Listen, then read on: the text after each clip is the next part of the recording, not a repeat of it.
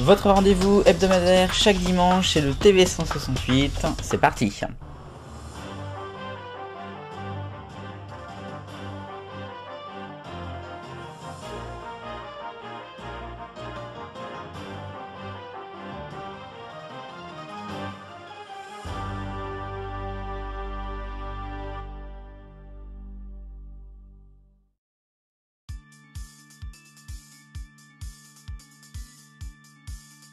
Et à la une ce dimanche, le retour d'un phénomène, la Star Academy. Il est l'heure de faire un petit bilan une semaine après le lancement de la 10e saison. On peut dire que les retours sont positifs, vraiment, on a beaucoup de bonnes critiques.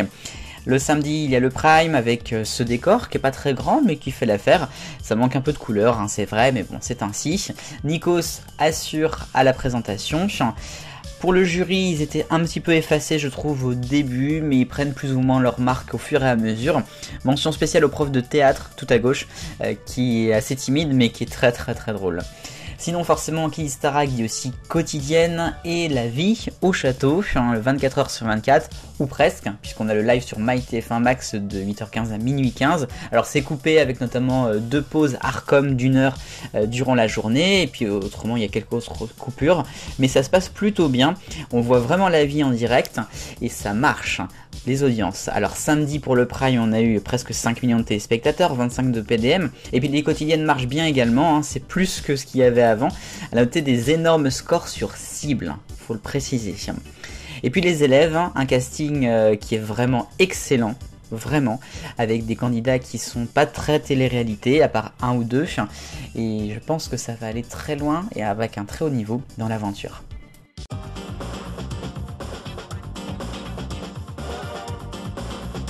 La question 168, alors lisez-vous TV Mag? Vous avez été en majorité à répondre non, jamais, suivi de non, rarement, donc la réponse c'est non, voilà.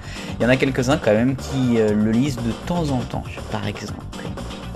La nouvelle question, donc j'en parlais dans ma une, quel bilan après une semaine de la Star Academy 2022?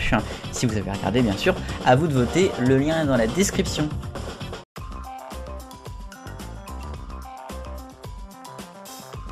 Le Rayon Actu, un nouvel épisode dans le feuilleton du conflit TF1 Canal+, et un point pour Canal+, puisque la Cour d'appel de Paris a dit jeudi que Canal avait le droit de ne pas diffuser TF1 et ses chaînes, notamment de la TNT, y compris par satellite dans les zones blanches. Donc voilà, les abonnés notamment de TNT Sat sont dans une position toujours compliquée, ils ne peuvent pas recevoir les chaînes du groupe. Je sens que ça va encore continuer longtemps cette histoire. Deuxième information, on part sur C8 avec Cyril Hanouna qui est en forme, puisque mardi soir son émission a fait un record d'audience entre 20h50 et 21h15, 2 millions de téléspectateurs, 9,2% de PDM, c'est un record historique. Alors l'émission à ce moment-là était consacrée à l'affaire Lola. Le lendemain, Cyril Hanouna a décidé de fêter cette audience, et il y a eu une polémique qui s'est créée, notamment que c'était pas bien de fêter ça alors qu'il parlait d'un sujet qui était quand même très compliqué. Bon voilà, ça a polémiqué encore. Et là, une polémique aussi qui a été lancée sur TF1 avec Paul Elkarat, le grand champion des 12 coups de midi. Il a laissé une petite interview dans Téléstar ce vendredi en disant beaucoup de mal de Jean-Luc Reichmann. Ça fait plus d'1 an qu'ils ne se sont pas parlé. Il n'y a pas eu vraiment de vraie relation amicale entre eux. C'était qu'une relation du professeur et de son élève. Donc il est très déçu. Là aussi, c'est très intéressant à suivre.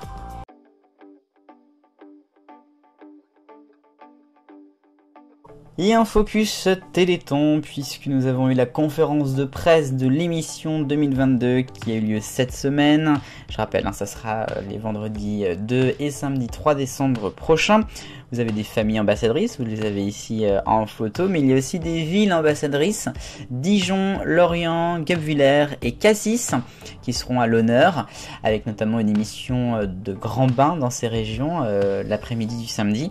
Et puis il y aura aussi d'ailleurs Lèche-Cap-Ferret, avec notamment l'ancien parrain Pascal Obispo. Parrain justement en 2022, c'est Kev Adams, on l'avait déjà signalé. Kev Adams qui va essayer de faire encore plus de dons pour le Téléthon. Téléthon qui, comme chaque année, sera sur Twitch aussi, sur le gaming, avec un événement au mois de novembre. Et Samuel Etienne qui sera lui en direct le vendredi soir, ce sera même le samedi matin vers minuit passé.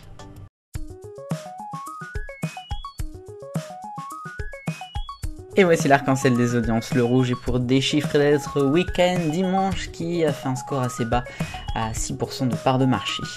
M6 vendredi soir en prime time était très faible en orange avec moins d'un million pour Belle et Sébastien 3. C'était pourtant bien haut pour la première diffusion il y a 1 an et demi.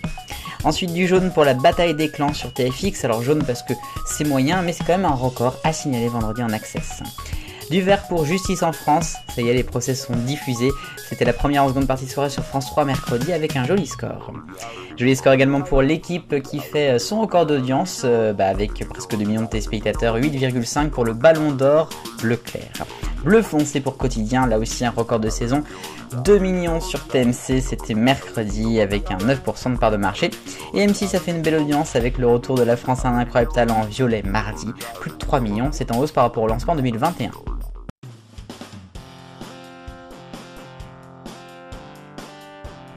L'agenda de la télévision et tout à l'heure sur France 2 à 16h55, c'est le retour de Frédéric Lopez à l'antenne avec son Dimanche à la campagne à suivre. Dès demain sur TF1 l'après-midi, c'est le retour des téléfilms de Noël, chaque année une semaine plus tôt, là c'est donc un 24 octobre. Et puis samedi on fêtera sur France 3 la 10 millième de Questions pour un champion avec une émission spéciale présentée par Samuel Etienne.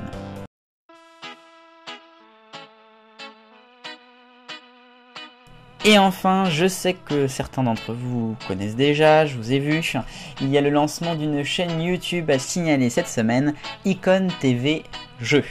C'est dérivé de la page Facebook du même nom, ça appartient en fait tout simplement à Endemol Shine. C'est en fait l'ancienne chaîne YouTube de Money Drop, chaîne officielle, qui a été convertie dans une sorte de nouveau grenier à archives et à jeux, donc ça forcément ça fait hyper plaisir. Alors sur cette chaîne on va retrouver des épisodes de Money Drop, mais aussi d'Apprendre ou à laisser, version Arthur, et puis du Big Deal avec Vincent Lagaffe, donc là vraiment c'est génial. C'est donc une chaîne qui va proposer en intégralité chaque émission. Il n'y aura pas de coupure, il y aura du HD et puis c'est le plaisir de voir ces belles émissions. Donc voilà, il faut y aller et je suis sûr que vous allez aimer. Et bien voilà, c'était le TV 168 de ce dimanche 23 octobre 2022. J'espère que l'émission vous a plu. On se retrouve bien sûr dimanche prochain et nous serons je crois en heure d'hiver pour un nouveau numéro. En attendant, vive le bonheur, on est tous des millions de copains, salut!